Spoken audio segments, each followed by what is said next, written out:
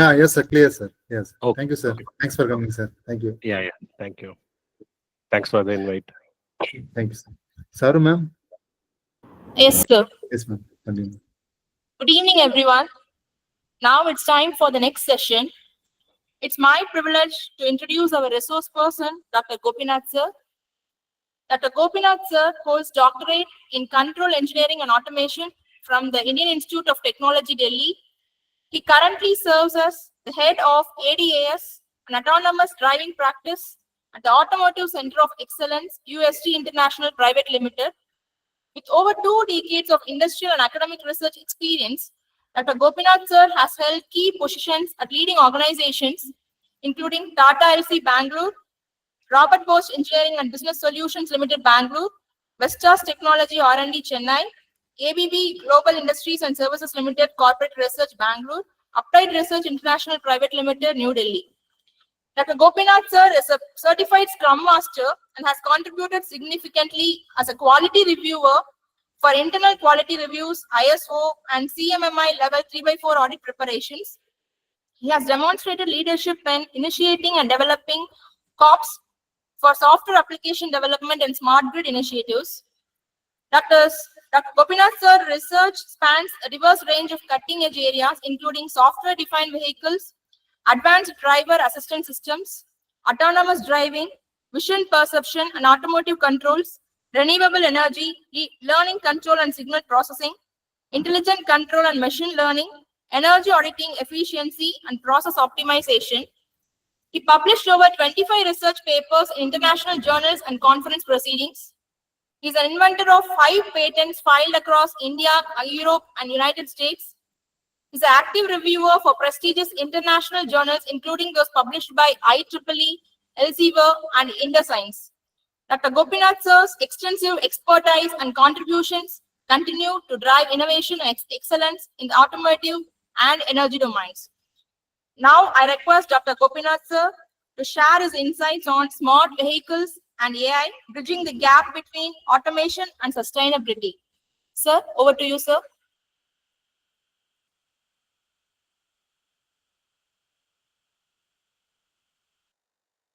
Yeah. Thank you, ma'am. Yeah. And I hope I'm audible to everyone. Yeah. Yes, sir. Audible, sir. Okay. Thank you. Let me quickly share my screen.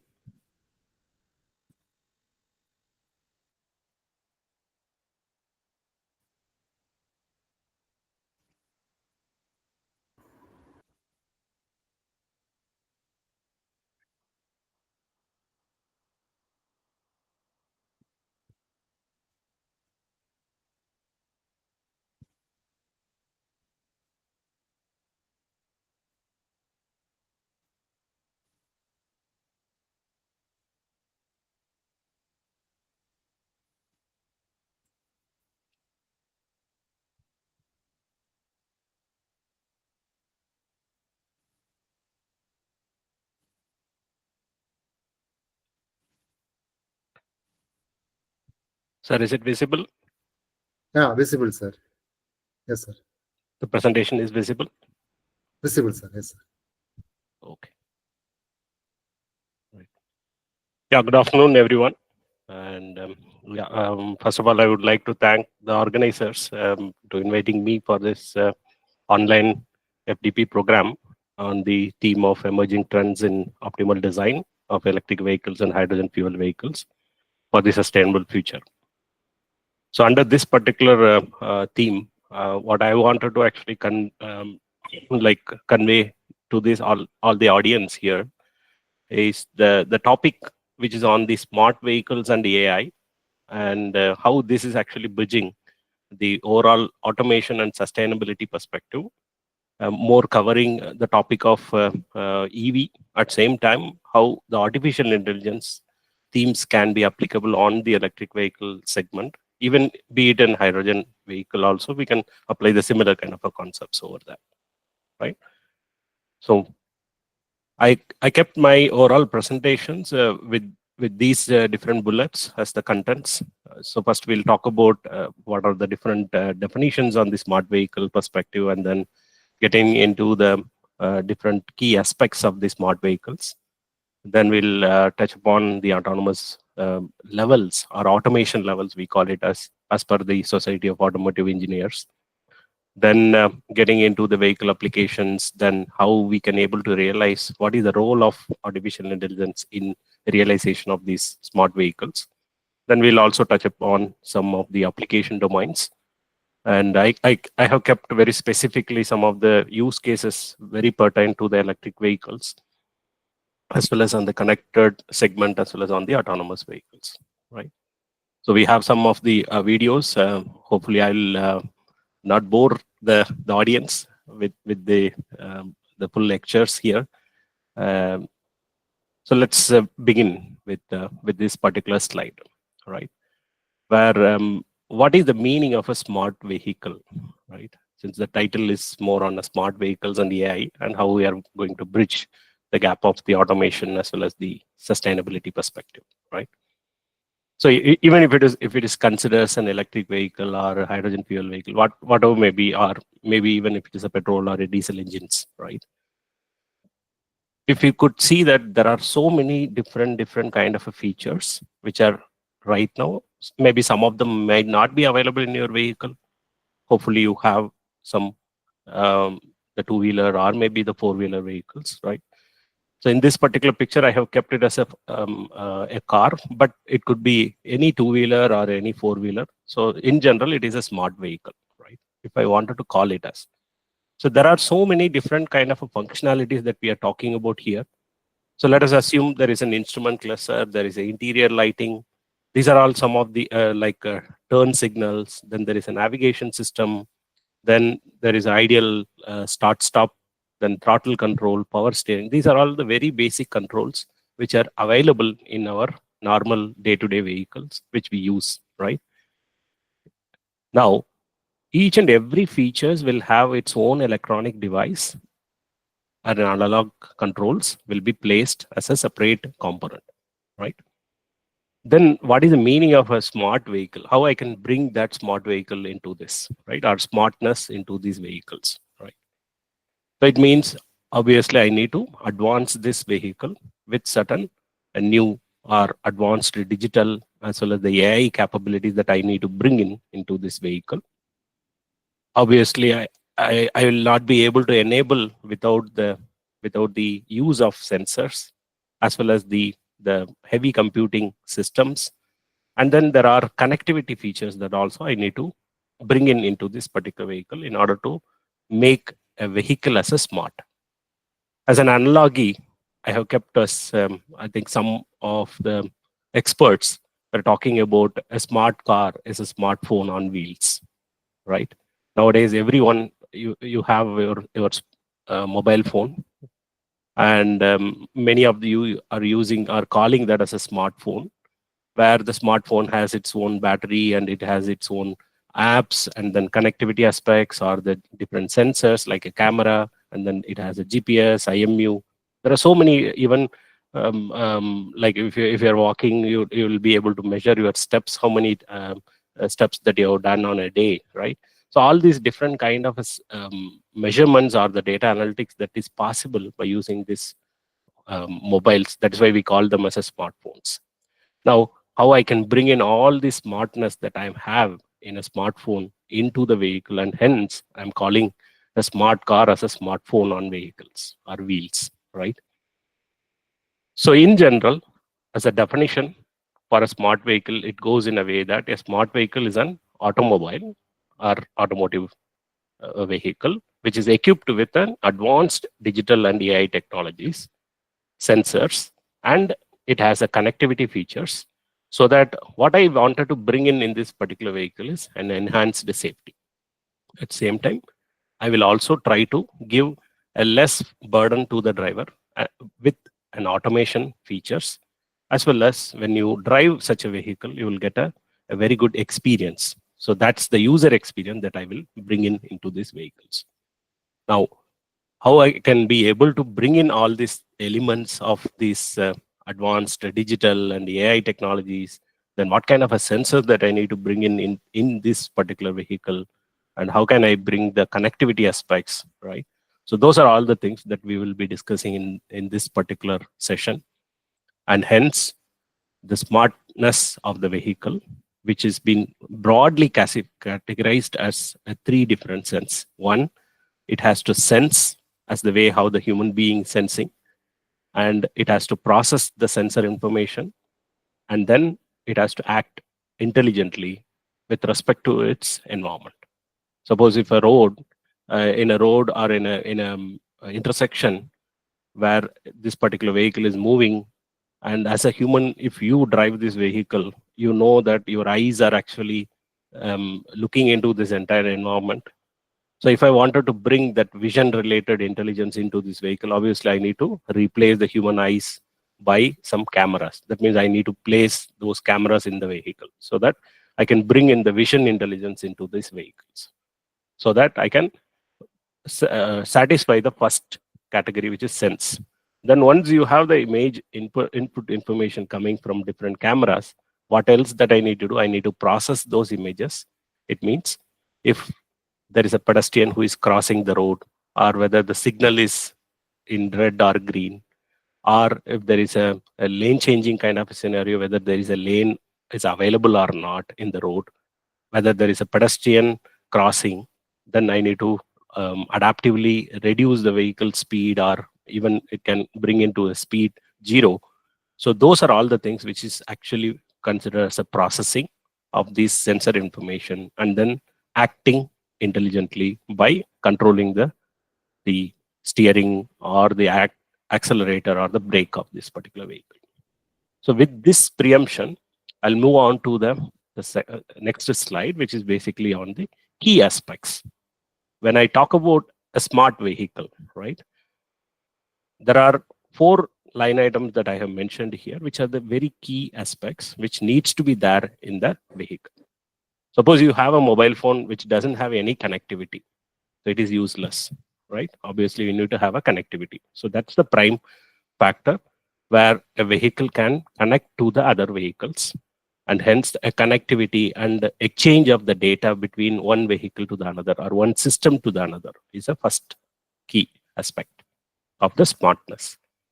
Then coming into the second aspect is how much an automation is possible, so that I can bring in that element along with an intelligence, which is AI, for its decision making, right? Suppose a driver who is driving a vehicle, which could be an EV vehicle. Now there is a vehicle which is going very slow in the road, and there is no possibility to do a overtaking of this. What you will do? Obviously, you will reduce your speed. Now, if you are not concentrating on the driving, but the vehicle sees the environment, and then it alerts the driver, or if the driver is still not obeying to that particular environment, it itself will apply the brake and reduce the speed.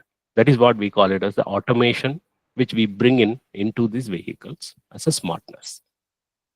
Then the third element is the real-time monitoring. Obviously, when your vehicle is continuously moving, right, you need to have an attention to the driving task, and hence continuously monitoring the driving task. At the same time, there are predictive maintenance. If suppose there is a less in terms of the pressure of your tire, or the battery, well, charge of the battery is very low, or it is the time to go for say a maintenance, or give the vehicle to the garage for its maintenance. All these different aspects will be maintained based on the intelligence which is inside the vehicle, so that it can able to provide such an information to the vehicle user, so that they can able to act very smartly on that. And finally, on the enhanced safety, as well as it is also providing a very good assistance to the driver. I think many of you might have heard about Mahindra vehicles, which are recent vehicles, which are coming with the adaptive cruise control, so that you set a speed, say 80 km/h when you're moving in a highway, then the vehicle will automatically be running at the same speed what you set. And if there are any vehicles which are coming in between or at a very low speed, then the vehicle will adaptively reduce its speed, and then ask the driver to take the control, or within the prescribed limit, it itself will be controlling. So without disturbing the driver, so that you don't have to concentrate on the pressing the accelerator. You can only concentrate on the steering part. Even in the future vehicles, you don't have to even control those steering as well. You just have to be just sitting there as the person who is sitting in the seat and then enjoying its journey, right? So that's the level of smartness which we try to bring in these vehicles. And hence, smart vehicles are often referred as a vehicle which are equipped with such advanced electronics, software, smart sensing elements, and the connectivity solutions. This integration, which allows to communicate this vehicle to the other intelligent vehicles or other vehicles which are, it could be another vehicle which is coming in the backside, and you are about to go and put a brake, and hence this information is passed on to the other vehicle which is coming or following vehicles, so that you can able to enhance the safety. At same time, it will also be providing the enhancement in the form of a navigation as well as diagnostics, then vehicle environment or the entertainment perspective, right? Now, we are also talking about certain things called optimizations on their operations as well as on the maintenance of these vehicles. So there are a lot of papers which has been published from several universities and researchers in these areas, right? Maybe we'll touch upon some of those key elements, or where there are possibilities of publishing more papers in the context of, say, AI-based techniques for autonomous vehicle or smart vehicles, or in the context of an electric vehicle itself, how one can able to optimize. So I have one case study which is there in the, I think one of the case study which I included for range extension of an electric vehicle, how one can do that, right? Which we'll see eventually when we move ahead in this particular lecture. So in all these elements, when you're talking about connectivity, automation, taking controls, so what is the key element is how I can bring in an intelligence, which is not a human intelligence, which is basically an artificial intelligence. So that is a very, very key component in these smart vehicles, so that I can able to better meant in the case of a safety, as well as the vehicle can also be more safe, more efficient, and then it will give more convenience to the drivers in order to drive these vehicles, right? How these artificial intelligence are helping these are enhancing these features are basically they are trying to collect multiple informations by keeping, say, different sensors like camera. You can place it in the front, or it can be a radar, or it can be a LiDAR, which will be put around this particular vehicle, so that it can able to provide the data to those artificial intelligence in order to learn and then adapt to the different driving conditions. So now, eventually you may have a question like whether such smart vehicles or autonomous vehicle that we are talking about can work for Indian driving conditions, right? Obviously, the answer is yes. So we are actually working towards that, and obviously India is a market, even though we are late in order to adapt these technologies, whereas Europe and the US are already having, or even China, they're already having these smart vehicles are up and running in the public roads, right? So by looking at that, and then we watch those technologies, and then we come with the latest technologies, which is highly safer for our Indian road conditions, right? So obviously, those are all some of the other key techniques that we will, again, eventually will learn in the next couple of slides. Before even getting into the technical aspects, I would like to give some details on what is the market potential. Why should I do this? What is the benefit that I'm going to get out of this? Suppose even from a corporate perspective, or even from an university, or I guess here there are many faculties. I think this particular program is entirely focusing for the faculties, but obviously these faculties will also have some kind of entrepreneurship in them, right? Who knows that tomorrow you can also have your own small startups which can be started, and then you will be eventually looking into what is the potential for me, how much money that I can able to earn in the market, right? So these are some of the statistics which I could able to get it from internet. I have given also those references in the last slide so that you can get a better view on this. And these are only a key element that I have kept it. So now if you look into this particular graph, where by 2023, that is last year, we have 67.3 billion US dollars, right? Which was the market potential for the smart car market. But the smart car that indicates it is an electric smart car or an autonomous or a hybrid and whatever the other types, right? Now, over a period of say another 10 years, right? So the market has the potential to have increase of this overall cost in terms of 17.2 CAGR, which is the growth rate that we are talking about. And hence there is a potential of say $330 billion of money which is available in order to begin. So even if you are talking about say a 0.01%, it's a very huge money that we are talking about in order to get into this particular market. Now, this entire market which we are talking about, it's not only the hardware, it's not only the car, it is also the algorithm that we are developing. It is the sensor that we are going to develop and put it into the car, or even a connectivity elements, or even in terms of say a computing unit that we are talking about. I think some of you might be aware of NVIDIA is one of the company who is leading to provide a heavy computing or a high computing systems in order to process those artificial intelligence algorithms inside this car. So tomorrow your vehicle is going to be having a supercomputer which is sitting inside that, and it has the heavy computing power so that it can able to perform as the way how the human being is driving the vehicles, right? Then on the perspective of how many such vehicles are on the road, there are 33 millions which will be operated on the road around the globe by 2040. That is one of the other statistics people are talking about. And with respect to Asia Pacific region, where India is one of that country, where we have a growth potential of 29.2% in terms of self-driving car markets. So I'm not talking about a self-driving in terms of only that means you don't have to do control anything on your vehicle, right? I'm not talking from that perspective. I'm talking from the perspective of, as a good example is Mahindra vehicle, right?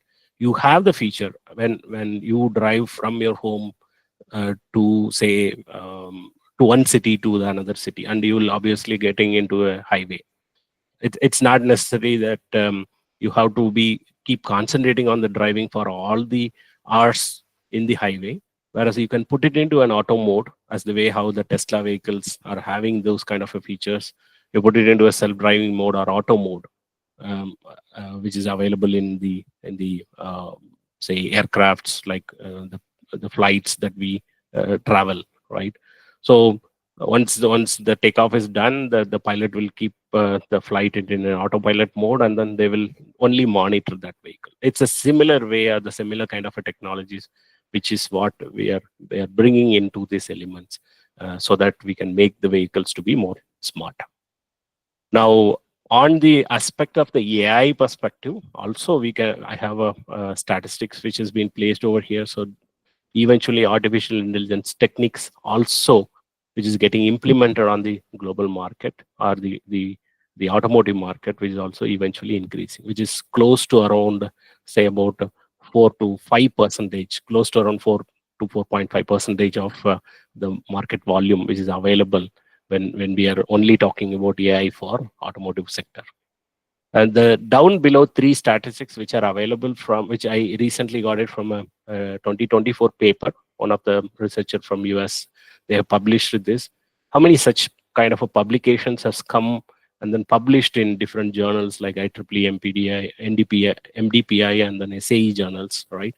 So where you could see that which are very much particular to AI-based algorithm developments. Now, on those AI algorithms, very specifically how these algorithms are actually applied on automotives, you could see that out of 6,000 papers, close to around 1,800 papers are on the automotive segments or automotive application perspective itself, right, with respect to the similar kind of NEA, right?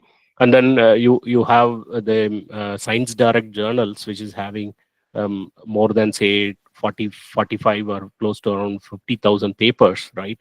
Out of which the automotive has the elements or the number of papers which are also keep on increasing, right, in the area of both AI as well as in the automotive segments perspective, right?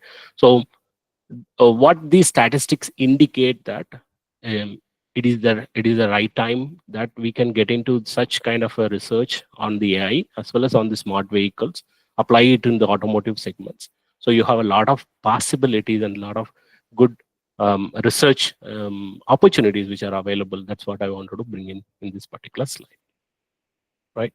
So at any point of time, if you have any questions, like just keep your questions parked, so that by the end of the session, I'll have some time which will be allocated for answering for your questions. If that works fine, or if in between, if you wanted to ask that question, please interrupt me so that I can able to clarify that at the time itself. Okay, right. Now, we'll get into a small technical element here. What is the meaning of automation that we are talking about? Since the self-driving vehicles and then AI is going to bridge the gap of this automation as well as the sustainability. Sustainability is a little bit bigger topic, which I will take it in a little bit later, whereas we'll more concentrate on the automation perspective, right? How so what is the meaning of a level 0, level 1? So there are multiple such levels, starting from level 0 to say level 5, which has been defined by Society of Automotive Engineers. It's called SAE, right? So some of you might be aware of these kind of SAE journals where you can also publish your papers. So in this particular Society of Automotive Engineers is something like your IEEE body, right? Where they define the rules and regulations as well as the definitions which is common across the entire globe. When somebody talks about I'm having a vehicle which is having a say level 1 feature or level 2 feature, right? So then they always refer that with the definitions given by SAE. If it actually agrees on those definitions, obviously they can call their vehicles as those levels in that case. And just for our understanding in this particular lecture, where I have kept those multiple technology terminologies, I have removed it, and then I just kept it for your easy understanding, where in the level 0, which is basically our current vehicles, even I cannot call that as a like our vehicles are having a level 0 feature, right? So it means the level 0 is also having some features, right? It means the entire control. That means when you drive your vehicle, you have your entire control on the vehicle, like acceleration, braking, or the steering is with you. That means you as a human, you are driving, right? Then why then level 0? Instead of we would have started with the level 1 to level 5 itself, correct? Whereas in level 0, there are certain features which we call it as something called, say, alert features, right? I think some of our vehicles are also having the features like when you take your vehicle in a reverse direction, right? And you'll have a sensors which are placed in the rear side.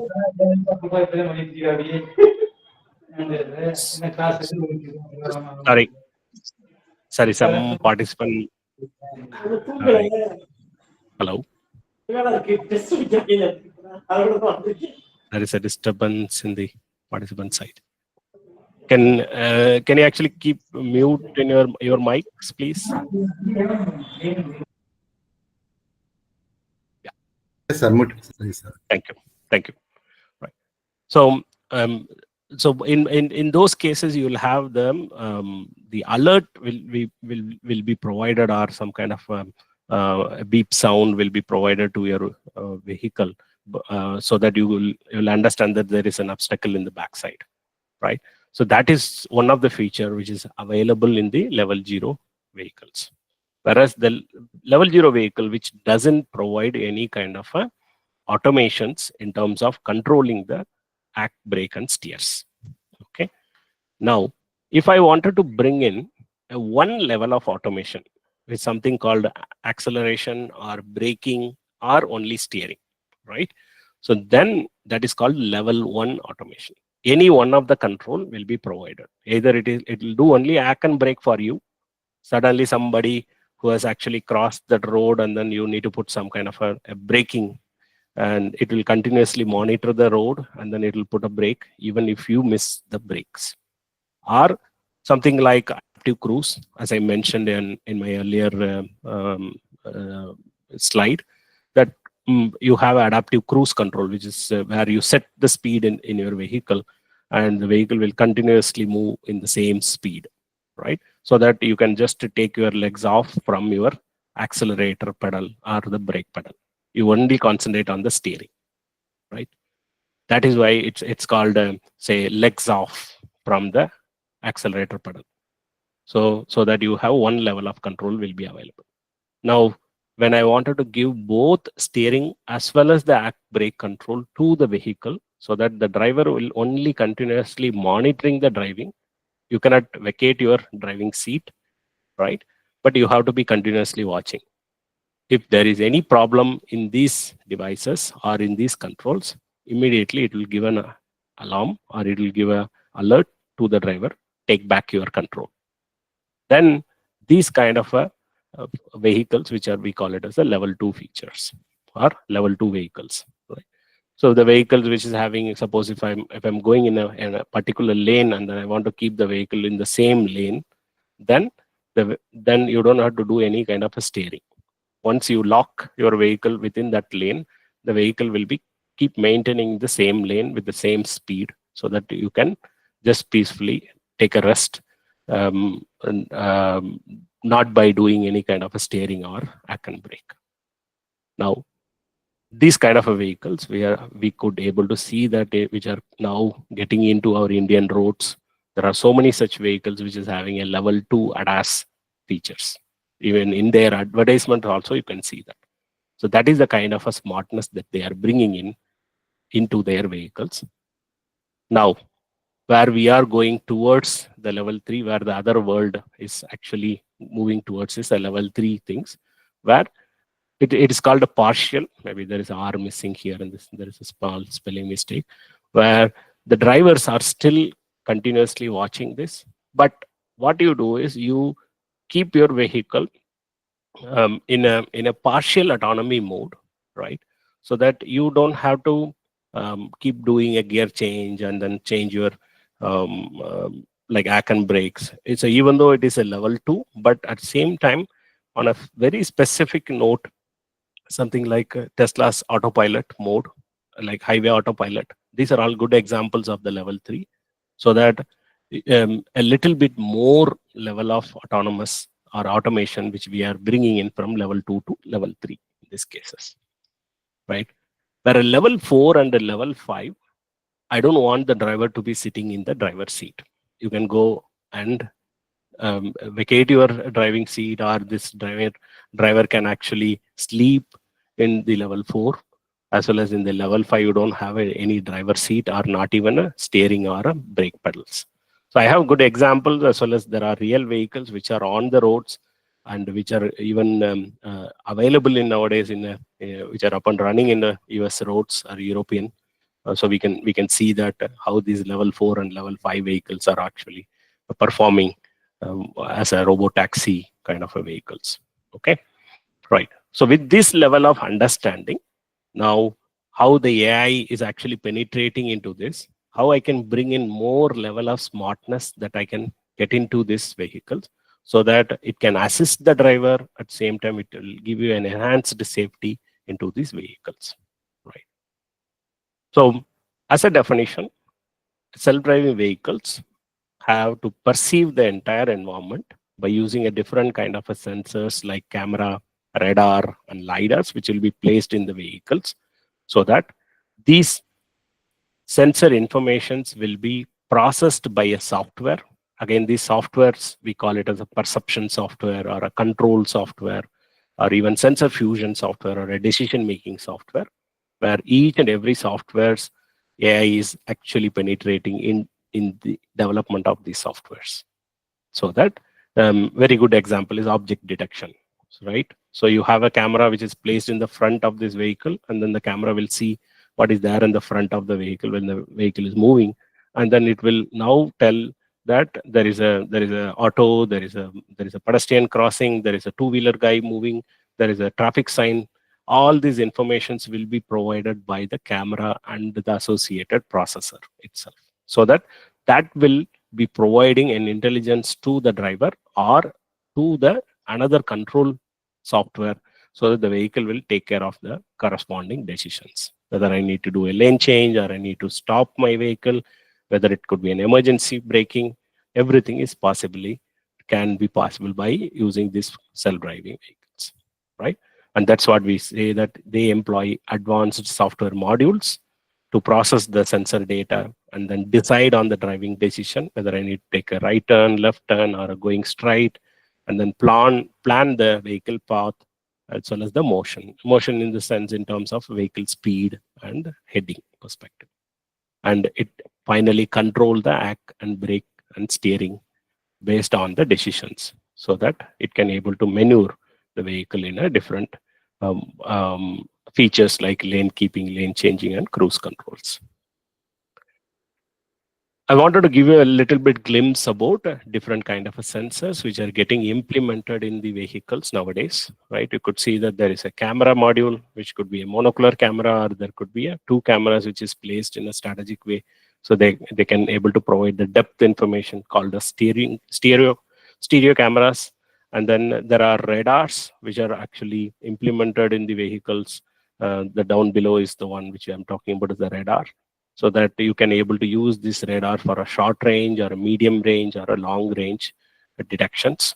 And even some of the sensors are even used as a replacement for the proximity sensors, like a rear side. They call it as wave radars, right? Then the more advanced sensor is called a laser-based sensor, is called LiDARs. And there are multiple types. One is a rotating LiDARs called mechanical LiDARs, or there is a solid state LiDARs, which are also nowadays being implemented in the different kind of smart vehicles like ADAS and autonomous driving systems. So ADAS is basically advanced driver assistance systems, and the AD is called autonomous driving systems. Okay, so when you are keep on increasing your levels, you increase the levels of the automations. So nowadays, if you are going to buy a vehicle from Mahindra or say Kia vehicles or any other vehicles, you could able to see that in their advertisements itself, they will say that the vehicle is having L1 ADAS, the vehicle is having L2 ADAS, right?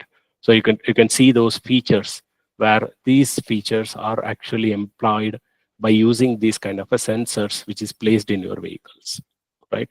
I think many of your vehicles or cars may have a camera in the rear side, so that it will give a display to you, so that you can able to take your vehicle in a reverse direction without much help from some others, right? You can able to, even some vehicles will give you a path planning also, so that when you want to park your vehicle in a very congested area, these sensors will be able to help you in that case.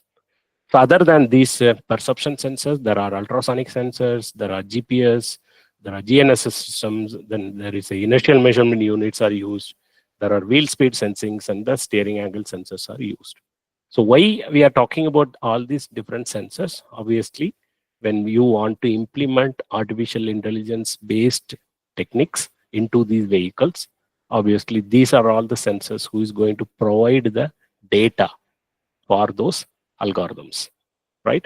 Using these sensors, you collect the data and then give it to the artificial intelligence, train those models, and then deploy that for multiple of those applications, right?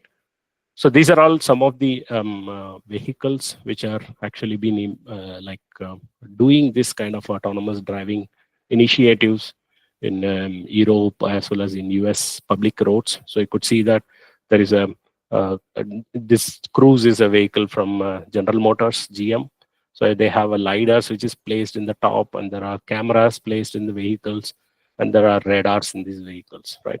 So there are n number of sensors which is being placed in order to do the data collections, right, in order to enhance the intelligence of these vehicles. So that's why they send these vehicles on the public road. They'll keep some safety driver, but the driver will be only sitting and then monitoring. He will not be doing any kind of a control. The vehicle will be keep running in an autonomous mode in this in the public roads, right? So the down below one which I'm talking about is the Google Waymo vehicle, where it has a radar sensor, it has a 360-degree, which is a forward-facing camera, and then there are 3 LiDARs which are there, and then there is a radar will also be there in this particular vehicle. And then one more vehicle which you are seeing in the middle, which is basically the Tesla vehicle, where the symbol you could see able to see that. So it is actually moving in a public road where it's put under the self-driving mode or autonomous mode. There's another company where they are developing a level 5 vehicle, which is called Zoox. It's the company. I have one video. Maybe by the end of this session, I'll show you those videos so that you can able to understand that how well that they are able to come out with a level 5 vehicles, right? So, but before even developing those level 5 vehicles, obviously they need to collect the data sets and then train their networks by using these kind of a different kind of a sensors which is placed in these vehicles. So you could see that there are more than, I would estimate more than 20-25 sensors will be placed over there in their vehicle in order to collect and then see how well the other vehicles are moving in the road when this particular vehicle is moving in an autonomous mode in the vehicles, right? And so when we are talking about autonomous vehicle, it's not only the human driven vehicles or the cars. We are also talking about multiple other applications, something like a last mile connectivity, where these vehicles will be driven without any drivers. You just get into this like a tourist vehicles, or maybe inside a, say, airport, you want to go from one terminal to another terminals where the terminals are more than a kilometer distance, right? So in those kind of elements or in those kind of applications, you could see that there are electric autonomous vehicles which are there without even being operated by the drivers, right? So it will be continuously moving from one terminal to another terminals. And there is one specific application which I could see that which is there in the left hand side. There is a blue color car, and then there is a robot actually picking this particular vehicle. So this is a very specific application where these autonomous vehicles, which are robots, are equipped with multiple sensors, are taking these vehicles for parking them in a particular parking area, right? So when you're going into an airport and then you're missing out your time where you don't have any time to park your vehicle, you just keep your vehicle here and then give a command to these robots or these kind of self-driving vehicles so that they will go and park your vehicles without, you don't have to even give any key or anything. It's just like a towing vehicle kind, so that it'll lift this vehicle and then take them and then putting it into a parking lot, and then it'll send an information to you, right? And not only on this, but also we are talking about these kind of vehicles which are even applied in warehouses, right? Or in a factory kind of an environments also, you could see that. So smart vehicles are finding its applications in many such areas, right? And nowadays, in terms of the features perspective, right? When you wanted to apply an auto parking kind of an application, you just put it into a auto mode and then press the auto parking button in this, or the feature, you enable it so that the vehicle by itself will go and park for you. Instead of only driving, it can also use very specifically autonomous features can be applicable here. So this is one of the example for a robot taxi, where you just get into this vehicle and there is no drivers will be taking this vehicle. So the vehicle will take you from point A to point B. This is a warehouse robot, and some of the Amazon kind of companies are employing these vehicles like a robotaxi vehicles for delivering the groceries or the orders at your doorstep from the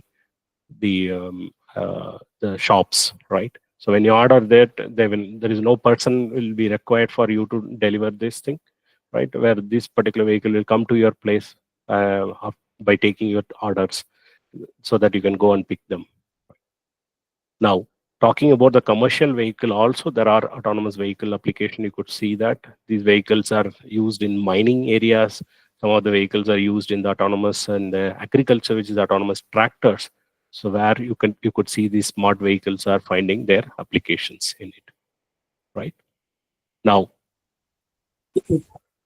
again, so when we talked about multiple applications, multiple application domains, now we all understood that yes, there are smart vehicles are actually picking up in markets, and there are AI based techniques which are getting into them, so that we can able to bring more and more automations into these vehicles. Now, when I wanted to see what are those key elements inside an autonomous vehicle, suppose tomorrow if I wanted to bring, or if I want to develop a new autonomous vehicle, what are those elements that I need to bring in? Obviously, you need to have a perception system.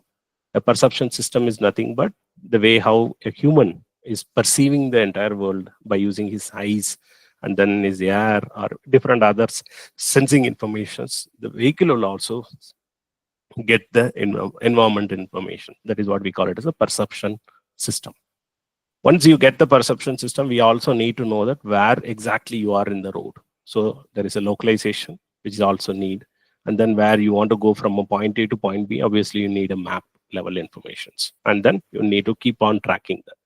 I think many of you might have used Ola or Uber kind of a vehicles, where when you book those vehicles through your app, so that you could able to see that where your vehicle is actually moving, right, using your mobile phone itself. So that is what we call it as the localization software.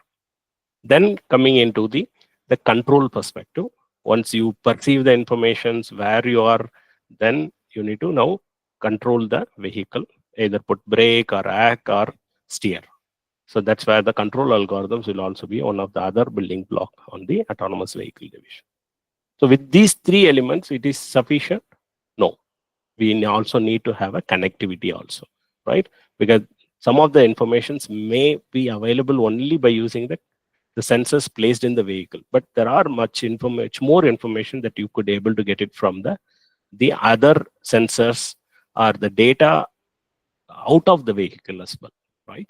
So that is what we call it as the connectivity element, and hence you can able to get those information about the vehicle. One good example is if you're going from one place to another place, in between there is a traffic information. So your Google map will provide that it's a red color. So that will give you that there is a heavy traffic in that particular region. So, and hence based on that connectivity information, I can able to plan a different path, so that the vehicle can plan its own path and then reach the destination in a different way, right? So other than that, there are diagnostics, there are data logging, there are calibration. Those are also other minor key elements over there in realizing an autonomous vehicles, right? Now, when you wanted to realize these vehicles, obviously, as I mentioned, we are the AI, which is artificial intelligence. We call it as multiple names: machine learning, deep learning. Now there is a buzzword called generative AI, right? As the way how I think many of you might be using ChatGPT also, right? Which is a generative AI agent or generative AI based element, right? So how one can able to bring in realizing the smart vehicle realizations, right?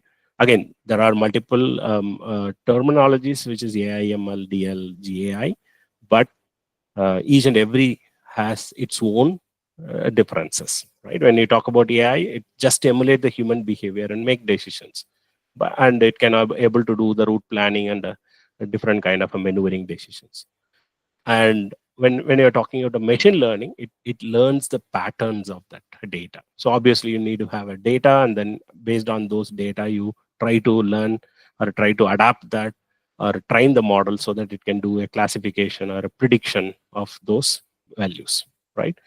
then you coming into the deep learning perspective, where what is the differences between a normal learning as well as the deep learning, where these deep learnings are actually going one level down in terms of how I can able to do a human-like driving learnings, behavior learnings, adapting to the new environments, which is not possible at the ML level because it has been trained only with respect to the actual available data. But if I wanted to create or adapt to a new situations, obviously I need to apply the deep learning kind of a techniques. Now, then what is the Gen AI? It's again a very, very specialized topics inside the AI itself.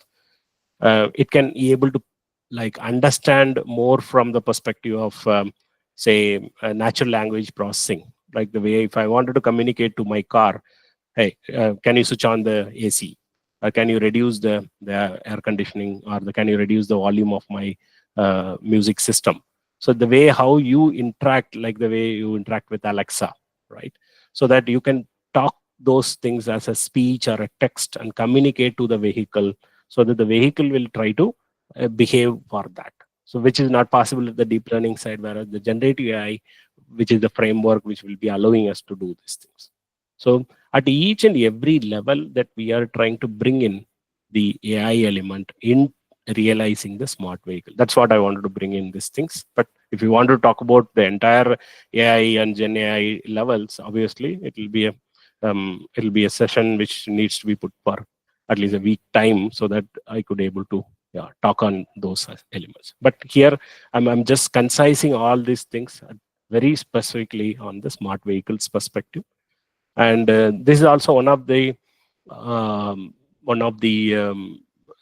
a literature survey paper which talks about, right, where how the AI components across the different levels of automation has been applied, and what are those different applications in which they have been applied here, right? I have given the paper as a references, so I'll share these slides also with the participants so that you can able to go through those references also, right? So where you could see that in L0 and L2, it's a very basic object detections and lane detections using the convolution neural networks. Whereas the L3 and L4 level, LiDAR-based object detections also been applied at the sensor fusion techniques by using the AI methods. It's more on the perception side. Similarly, on the decision making, suppose you want to do a vehicle speed control, or you want to apply the human-based behaviors, and then suppose you are in your vehicle is standing at the intersections and you wanted to predict whether the person will cross the road, or is the other vehicle coming in the road will become an obstacle to you. Such kind of an adaptive behavior predictions, so that you can plan the high level route planning by using this kind of a techniques in the using a deep neural networks based or deep reinforcement learning based applications in the case of a decision making. And some of you might have are interest in the control areas. Again, there are PID controllers have been applied for act, brake, and steering controls. There are model predictive controllers are applied for trajectory tracking algorithms. Then if you are applying it for the end-to-end learnings, also people are applying the multitask deep neural networks for the control applications on that, right? So we already discussed about what is mean by level 0, level 1 in our previous slides, right? Now, this is another statistics which is also available in the paper, so that you can able to again go over that and then understand where you can able to find your, if you are interested in taking up your research topics and wanted to get into these things. So you have a better chance to look into those kind of papers where there are level 0 to level 5 and the percentage of the AI penetrations into these areas, and what are the different kind of algorithms which are getting used in order to bring in these levels of automations, and what are those features which are using these AI techniques in their multiple tasks, and how many number of such algorithms are available, right? And this software package size are basically the number of lines of code that they have written, are the size of overall software package that they are talking about. So you could see that level 0 has a very less in terms of the software package size, but when you're adding more and more intelligence and to reach your level level 1, 2, level 5, you could see that it's the entire software package element is also going to be varying from, say, gigabytes to terabytes or even more, right? So it means more and more software is actually going to define your vehicle. So there is a very good topic called software defined vehicles, which is also which are also another one key topic which are getting into this automotive divisions area, right? Now, quickly, I'll touch upon what are those areas in which your AI-based techniques are getting used. As I mentioned, your perception is one of the key element where camera images are getting into are recorded by using a vehicle camera, and now your AI-based or any computer vision-based analysis can be applied in order to detect the cars or a pedestrian or it's a road or any other different information on the road by using the AI models. Similarly, it can be also applied to the traffic sign detections or any other pedestrian detections, or multiple features can inside the road can also be detected by using this camera images. I'll show you a very good video here, so you could able to appreciate that how well the AI models are actually used in order to find out the different kind of an objects over there in the road when a vehicle is moving, right, in a real time. So you could see that a vehicle which is moving on a highway. These data sets are benchmark data sets which are available. So where the vehicle can able to predict and tell you that this is your drivable region, where there are alternative paths which are shown as a green color, so that you can do a lane changing as the way now it's doing.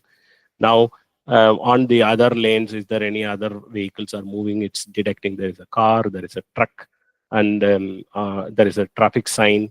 Even it can also detect if there are buildings in the roadsides or traffic signs which are there in the roadsides, which are also getting detected.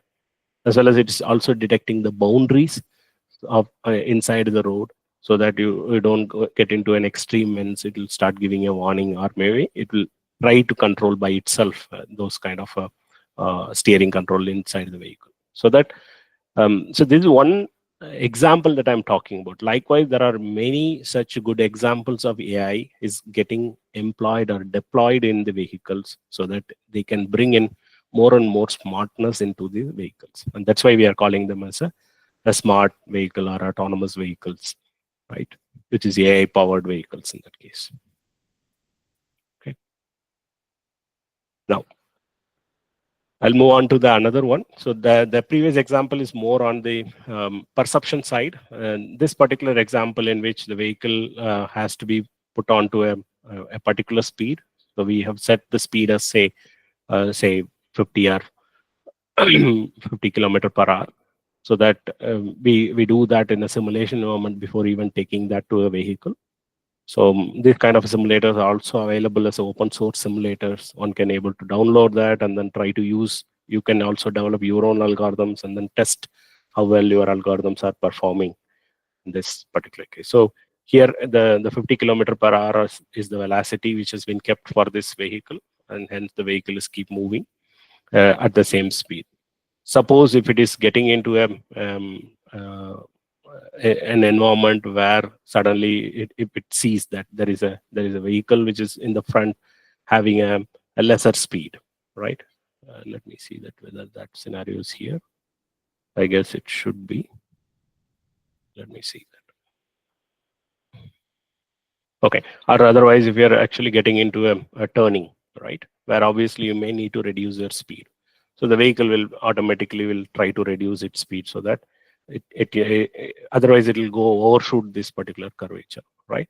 So it will reduce its speed, and then once it takes its turn entirely, right, and maintaining its lane, it is not getting into the other lane, and then coming into the other turns, then finally it'll get into the next lane. So now you have a very again straight path. Again, the vehicle will be getting into its own speed. So what we are actually trying to showcase is such kind of algorithms actually getting implemented, or nowadays it's all available right in the vehicles, so that it can able to predict and then the scenario of the roads, and hence it maintains the speed and it also reduces the speed, depends upon the different scenarios of the road. Okay, right. So now I'll move on to the another one, which is basically a lane change assist kind of a feature, which is an ADAS feature. So you could see that there are vehicles in the road, and this is a scenario where the vehicle is moving at a certain speed. Again, it can we can set the speed as say 50 km/h here, and it keeps maintaining the same speed. Now suddenly it sees that by using its camera or any other sensor, there are other vehicles in the road, but it sees that there is no need of doing any lane change because the other vehicle is in the other lane. But it has a vehicle which is moving, but it sees that the vehicle is not moving at the same speed. So it does the lane change, and then it overtakes that. And the same way, it can still maintain the same lane, or if it sees another vehicle in the other lane, so that it can also do a double lane change and then go to the other lane and keep going into that. So such kind of a things which implies not only the perception but also decision making when to do the lane change, and at the same time you also keep maintaining your speed in this particular case, right? So that you should not do a lane change and then go out of the path also. So your steering control is also a very good safety feature that you need to be maintaining there, right? So this is an example on the control aspect of the smart vehicles perspective, right?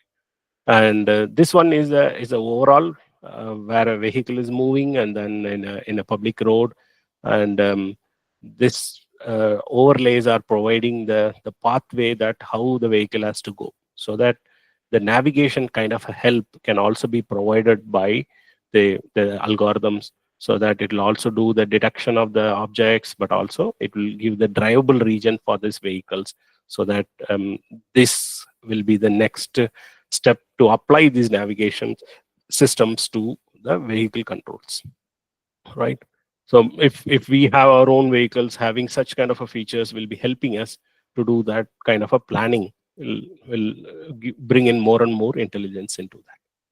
Since I touched upon some of the topics on the Gen AI, right, we have also done some experiments in our organizations, how well that I can use a Gen AI kind of capabilities in order to generate the code. Suppose I have developed a code for doing a case study, something like a driver registration or a driver identification. So I have taken different kind of an image to identify the face detection of the driver and convert this into a vector database and then keep that database. Now there is an encoding algorithm will try to identify this face. So initially when we return this code, the developer was having only an experience in only Python. But when I want to apply this entire code in an embedded system, obviously I need to have a C++ implementation of the code.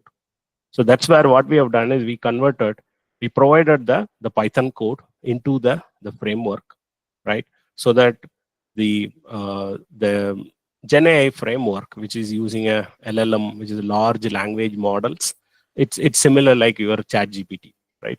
So in your ChatGPT, if you go and ask or put this file or give this file in the Python and then ask it to convert it into C++. So you don't have to have other person spending another 1 day or 2 days compiling and then coming out with the source code, whereas within a fraction of a second you have the source code will be available in a C++.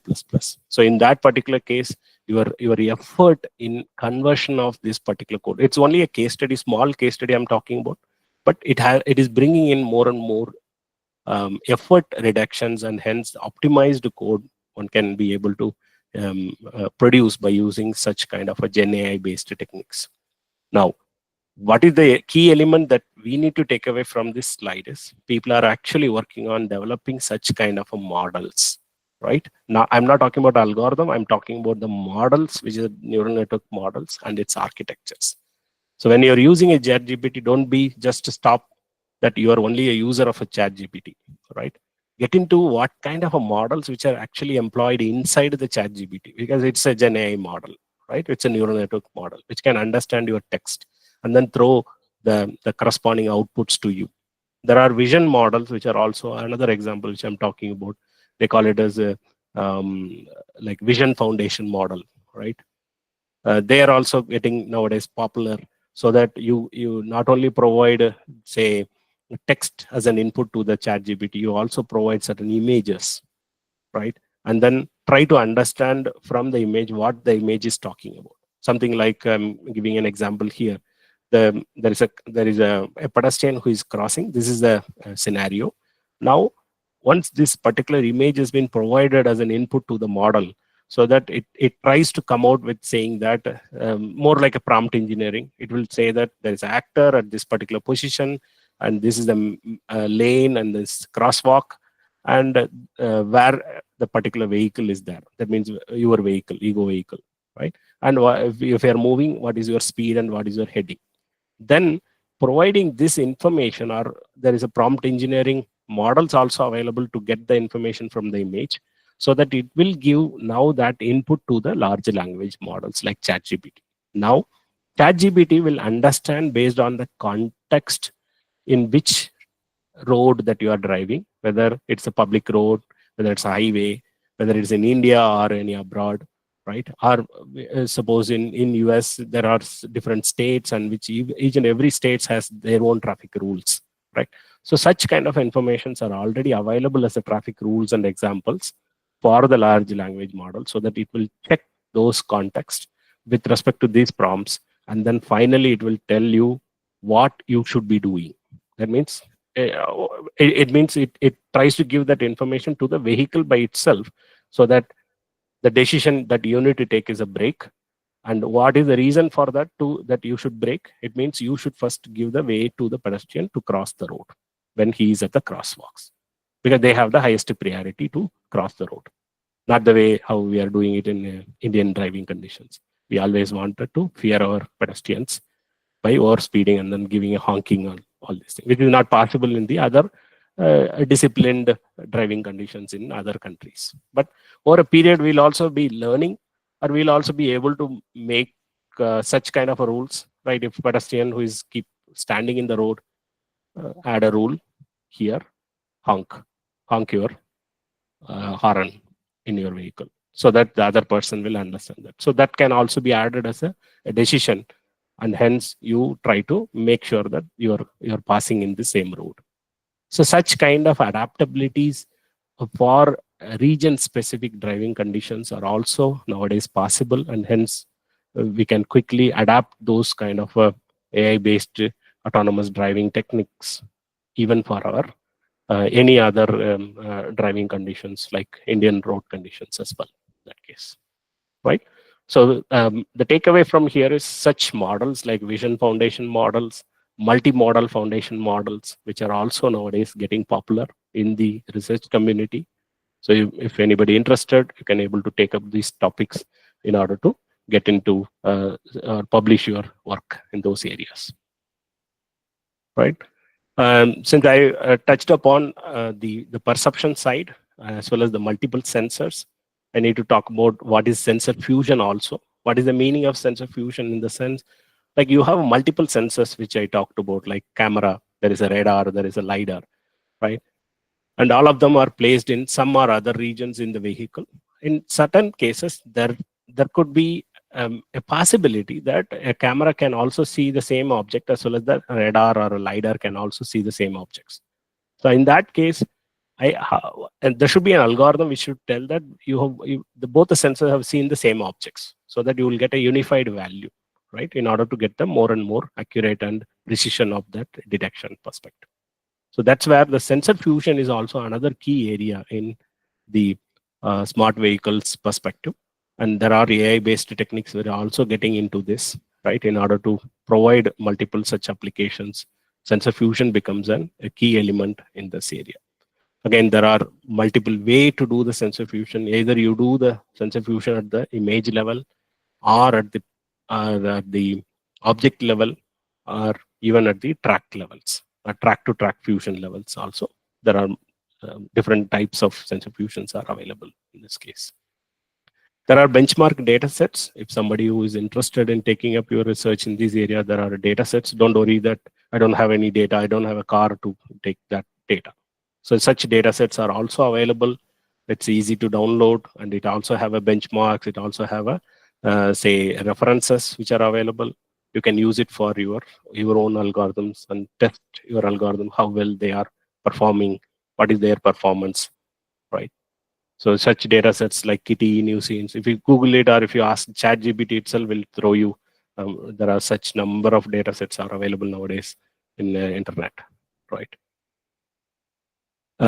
One topic which I wanted to touch upon on the EV perspective, which is called the digital twin. It's another key topic. I think some of you might be having some awareness.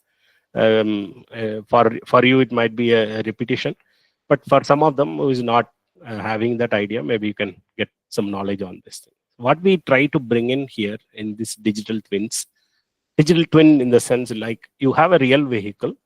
Now you wanted to create the a mirror image of the same thing, like the way I think many of you have seen a Matrix movie, correct? So the hero will be there, but there is and the other, his team will also be there, but there will be a digital form of them will be inside the digital world, right? So that they will be going and fighting with the different kind of viruses, which are also having a human forms there, right? So it's a similar kind where you form the entire digital form of a vehicle, and we call them as a digital twin, right? It's not necessary that it has to be 100% exactly the same, right? How much closer that you can able to bring in the different kind of models, which eventually you can able to make a vehicle.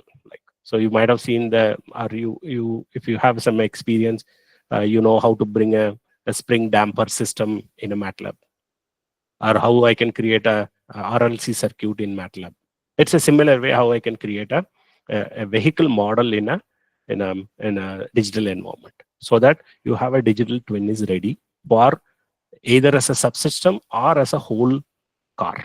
Now here I'm talking about a battery only. So there is a battery element which you create as a battery digital twin, and then use this battery twin, keep updating the battery twin based on the driving data, what the vehicle is having, as well as the charging states. Everything will get updated as the form of the data transfer to the cloud, so that the digital twin will be available in the cloud. So all the data analytics and hence the improvisation of the model, and the model will also predict and then give certain useful information for you in terms of, say, predictive maintenance.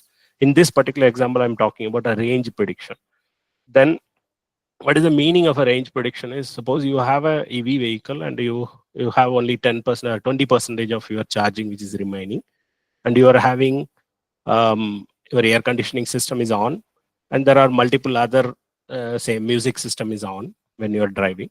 Now the digital twin can suggest you, saying that hey, if you switch on your AC and if you switch on your audio system, you could still be able to enhance your overall distance what you can able to cover with the available charging or state of charge.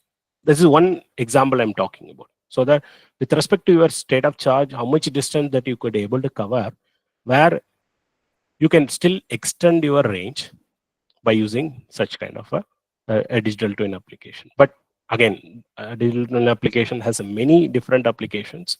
Here I have a video which I'll show you, which is from my previous company. Digital twin can be used to build many EV-related features. I think Range estimation is one of such features. audio is not available. Okay. Yeah. User drives EV, enabled with a digital twin, and sets the destination to on build navigation HMI. Sorry. Yes, sir. Audio is clear, sir. Yes, sir. Okay. Right. Yes. Sorry.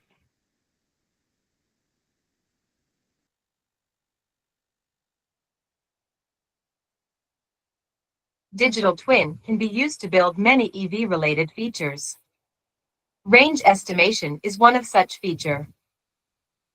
User drives EV, enabled with a feature, and sets the destination on navigation HMI. The vehicle data is uploaded to cloud. The cloud microservice fetches the route information and terrain information. Traffic intensity on the selected route is obtained from Map API.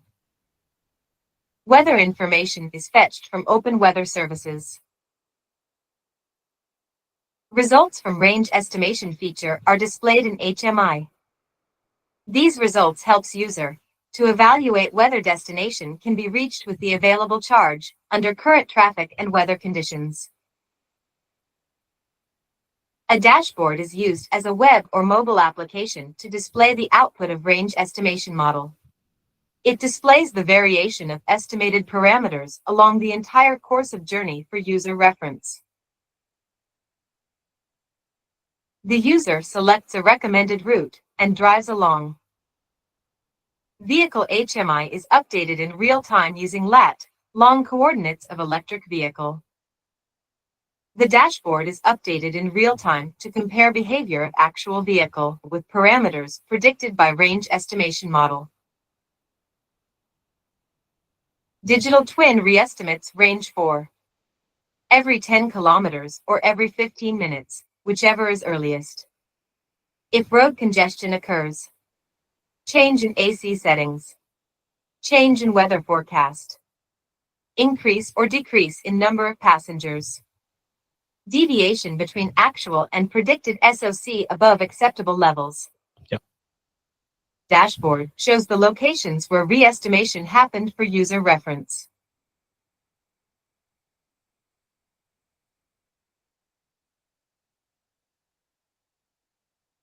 Updates with respect to re-estimation are also displayed in the HMI.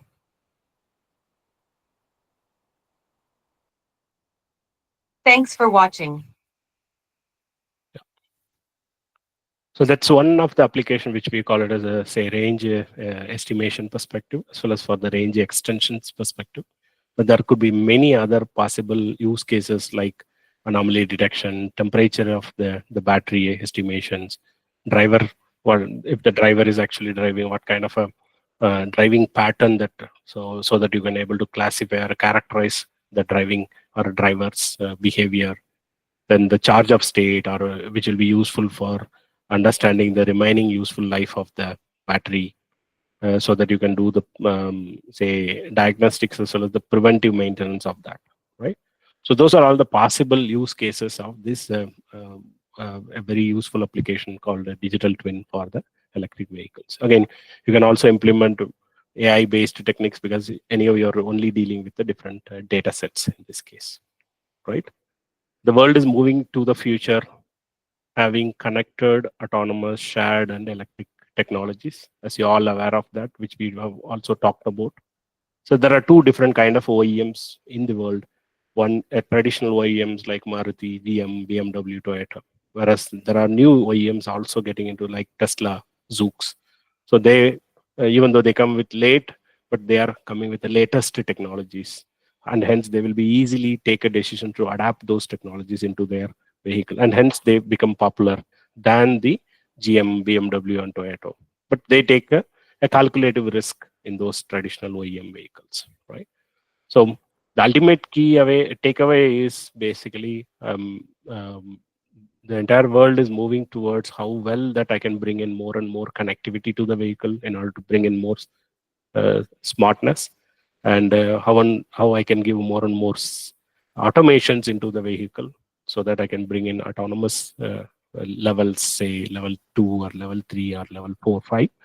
And then we are also talking about the shared mobility so that the vehicle can share the data with other things, right?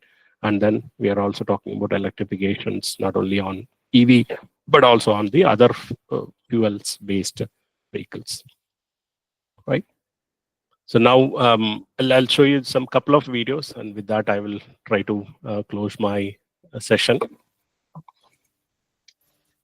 So this particular experiment that I have, me and my team, that we have helped one of the vehicle testing in German public roads for connected autonomous driving vehicles, where the entire software is developed by us for making this vehicle to adapt to the scenario in the road and adapt to the situation in the road with respect to the traffic sign and with respect to the other vehicles, right? So you could see that.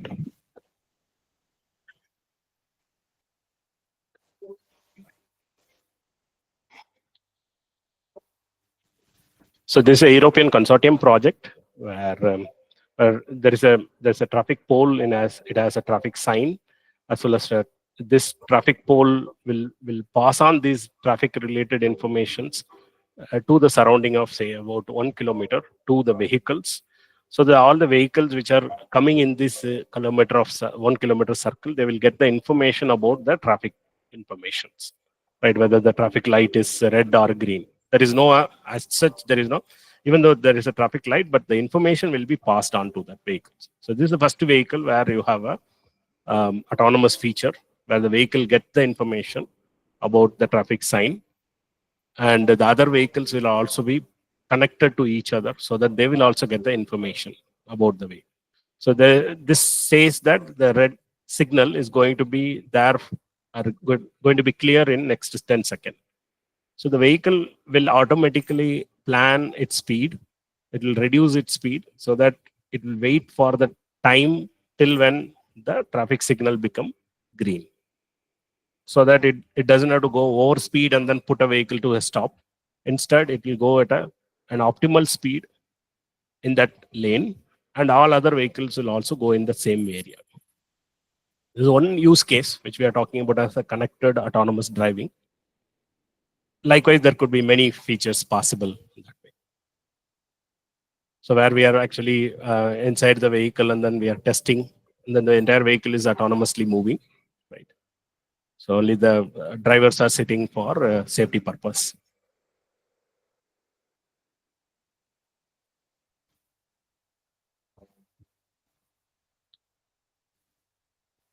So by the time when it is reaching to the traffic pole, it is becoming, say, 1 second in red, and then immediately it will become yellow and green. That's their traffic rules, right? So that information will be now updated to the vehicle, so that the vehicle can peacefully increase its speed and then cross the roads. So there are cameras will also be there in the traffic poles, will provide the information about if there is any pedestrian available who is about to cross the road or not. All such information will also be available to the vehicle.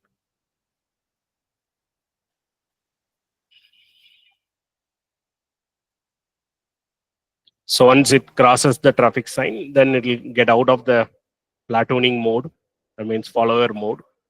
Then it'll take its own speed and then keep going in that same speed. Okay. So in this way, a connectivity for an autonomous vehicle is an important portion. Obviously, we'll have smart vehicles, smart cities will have such features, will be enabling such a drivings. Yeah. Right.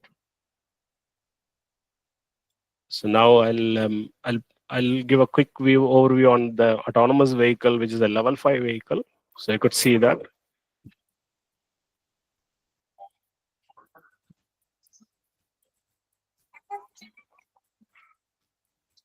So a little bit old one, so but the vehicle is same, where they are keep bettermenting their vehicles. Good morning. Welcome to a very special day. I'm Aisha Evans, CEO at Zoox. And I'm Jesse Levinson, CTO and co-founder of Zoox. We started the company 6 years ago to create a cleaner, safer, and more enjoyable way for people to move around cities. And we're really excited to share that with you today. At Zoox, from the beginning, we set out to reinvent personal transportation, making it cleaner, safer, and more enjoyable for everyone. And today, we are announcing and showing that vehicle. We've been working on it for over 6 years now, and it is the first vehicle that's been designed from the ground up to move people autonomously around cities. It's bi-directional, it's symmetrical, it's fully electric, and it's fully autonomous. You can't drive it, there's no steering wheel. It's designed for riders, not for drivers.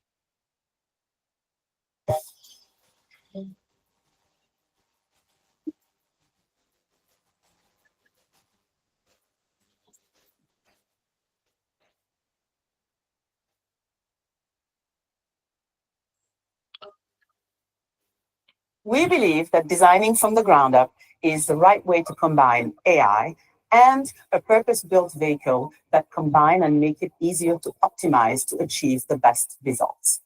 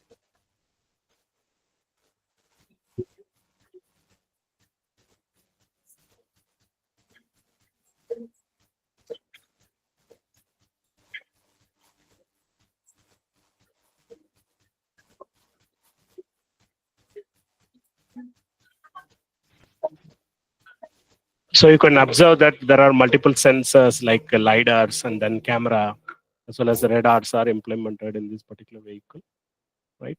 And then this And we're doing this through this is an entirely electric vehicle, okay?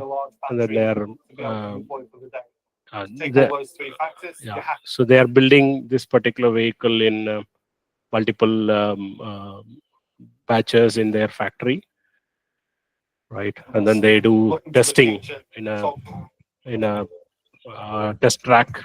to give them a safe, consistent ride experience. At the same time, something that's really delightful. Part of taking advantage of self-driving technology is letting humans interact the way we're supposed to interact, and that's face-to-face. So we've developed kind of communal seating. If you're by yourself, you have plenty of space. If you're with friends or family, you're going to be sitting close to them and interact with them the way you should be. And that's really how we designed that vehicle to be. We really wanted it to be human focused, to be able to take advantage of what self-driving technology can give us on the interior of the vehicle. So it understands that there are pedestrians walking and hence it stops The after that it vehicle moves. is symmetrical in its design because our focus is on the interior and on the exterior. So maybe I'll, in the interest of time, We have on our help improve that first. Look at taxes of all the entities around. so this is how actually, The yeah. reason that Zoox built its own AI stack is because when we started this mission, it was an open, unsolved problem. And we put together a team to actually solve one of the hardest problems known to man. What we have built within our AI stack is a prediction module that takes into account the behaviors of all the entities around us, which we are tracking over a time frame. And then just like humans can anticipate what other entities like other cars and people might do, our AI is also learning how to do the same thing. So when Zoox comes to a new area, like a new city, for example, we will send our fleet of level 3 vehicles, a few cars, that will go and collect all the sensor data that we need to create our HD 3D maps. Once those maps are created, we build on top of that what's called Zoox Road Network, which is the semantic information like traffic lights or stop signs. And that takes a matter of a few days to build that. And once that is done, our vehicles can then go and drive autonomously over there. As Zoox drives more, it gets smarter by collecting more data. As we encounter more incidents, we will process that data offline, and our engineers will obviously take a look at what situations it was able to handle well, what it wasn't able to handle as well. And that gets folded into our development process where we would train our AI better with these specific corner cases, as well as validate our safety systems, for example, across all of these incidents that we might encounter while we are still in the testing and validation mode. okay. But this is in 2020, where they were actually trying that. But in this year, January, they were actually implemented and then put this vehicle in Las Vegas in US for a tech show. And they've given that vehicle for an open public so that any person can use that vehicle for going from a point A to point B, right? So that's the level of autonomous that they are bringing in. So not only on the passenger vehicles, but also on the commercial vehicles. So this is one good example on the mining areas where Volvo is implementing such kind of an electric loaders, autonomous loaders, which will go from point A to point B. We are in Hofors at the Ovako Steel Mill, where they produce roughly 350,000 tons of steel every year. Harsco Environmental has, together with Volvo, a joint project here at Ovako in Hofors to transport material in autonomous and electrified mode. I mean, for us, it's a great opportunity to be the first to test it on commercial basis. Volvo has done a lot, I think, from our experience to work as a service provider. And for us as a service provider, it has been very good to work with Volvo to align in all the new challenges this system drives. I definitely see a place for electrified and autonomous machines within our working area, definitely. We need to be super efficient, we need to be super smart regarding the environmental, and we need to be in front of the legislation. So that's where the sustainability topic is also becoming an important, applying such a greener vehicles in those applications. Like in this case, it's an electric vehicle. And I think we have achieved almost everything of it when we look at all the benefits. Then for sure, all the learnings is from a technical perspective that we will bring with us for the future. The energy consumption is a clear benefit for us, which has been proven in this project. We are a company that has a target to reduce the carbon footprint for year by year in the future. This is one step of that. Automation has historically always led to growth. That will be the case for transport system as well, especially in our industry. Now this system is working on a confined area. We have perfect control of the machines. The next step for this is how to interact with the other traffic.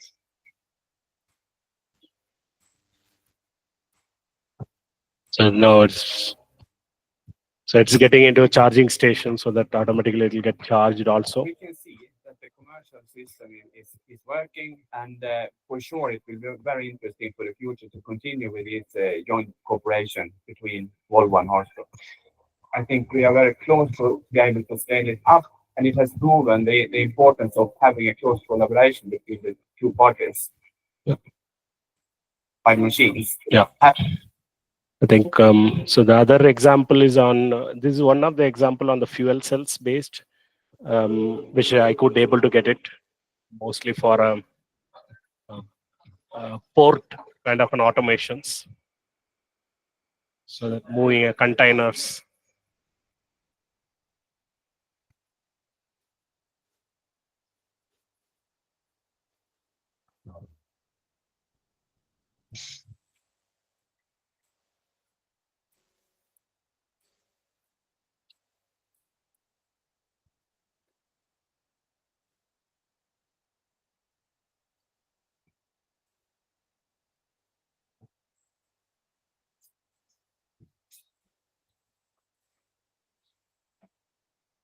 So it's entirely autonomous, so there is no human interventions here. So it will get attached with the container loader. Then it will get into the port like shipping yards.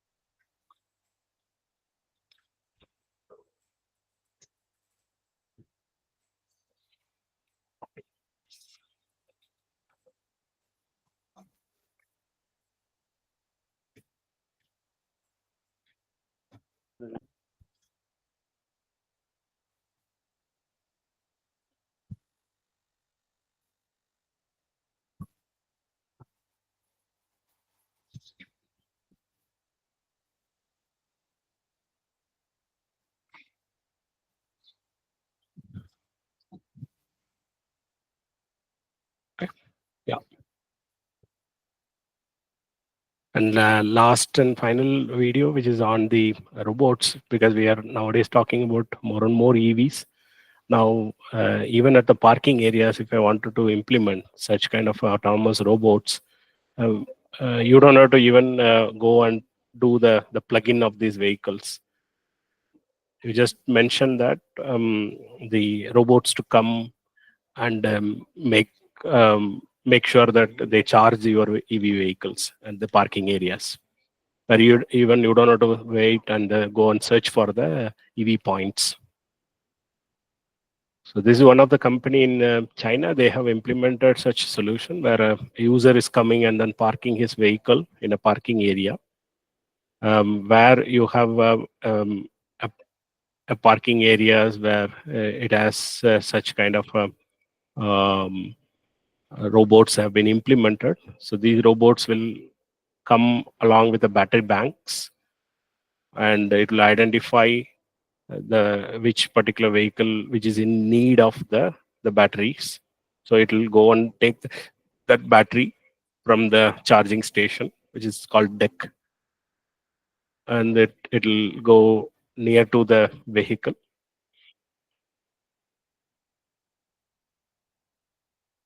And it automatically identify the charging ports, and using its robo arm, it can able to go and put these plugs.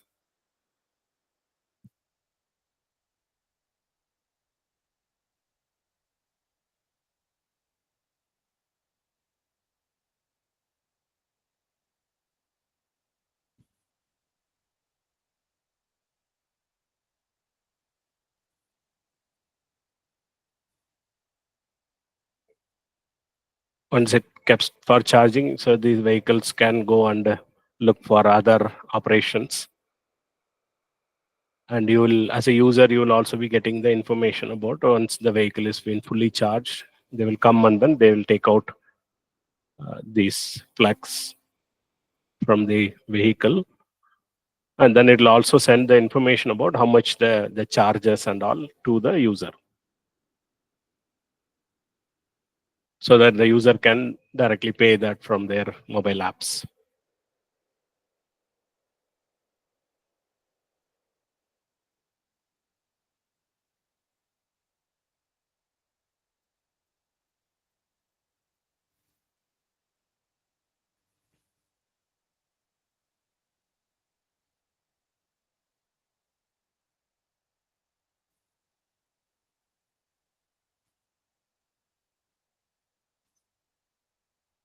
And once the charging, it'll take those batteries, and then again it'll come and put it into the deck for further charging of that.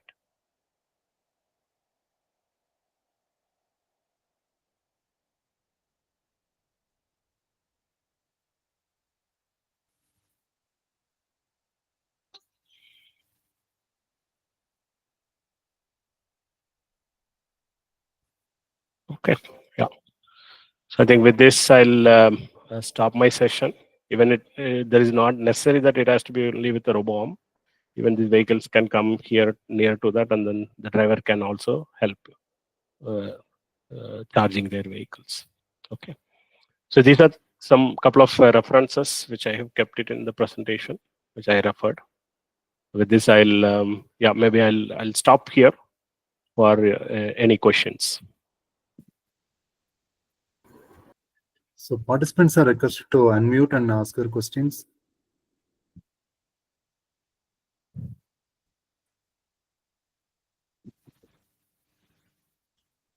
Gopinath sir, I have one doubt. Yes. When we are expecting in India, sir, this technology? Yeah, so already I could see that. You have these level 2 vehicles are already on the road.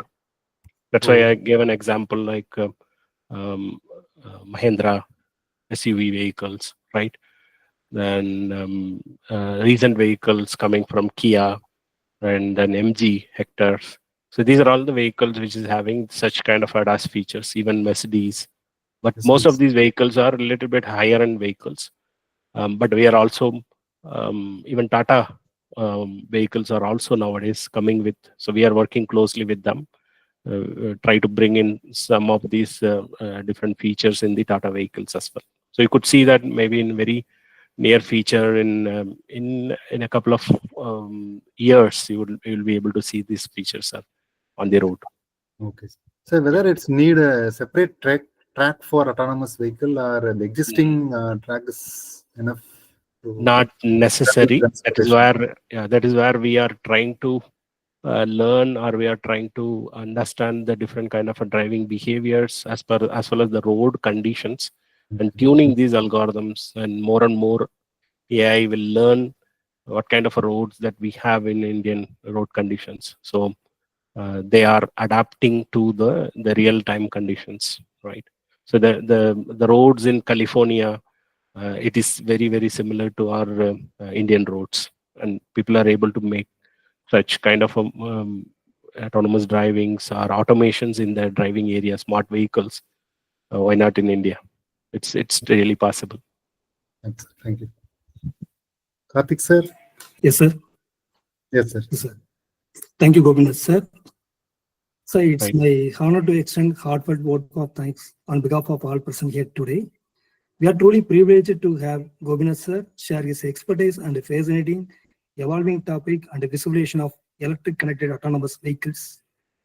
On behalf of the entire audience, I would like to express our gratitude to Gopinath sir for taking the time to be with us and imparting such valuable knowledge. So its presentation was very informative, sir. It's clear that the future of electric connected and autonomous vehicles holds immense potentials. And we excited to be part of this journey. Such a nice presentation, sir. Easy to understand everyone. Thank you, sir. Thank you so much, sir. Thank you, Karthik sir. And yeah, Thank you very much, sir, for Yeah. your nice presentation. Thank you. Thanks for all the participants as well for their patient listening to my lecture for the last one and a half hour. Okay, hope I have not bored them with my No, sir, we are actively watching your videos and Okay. technology. Thank you very much.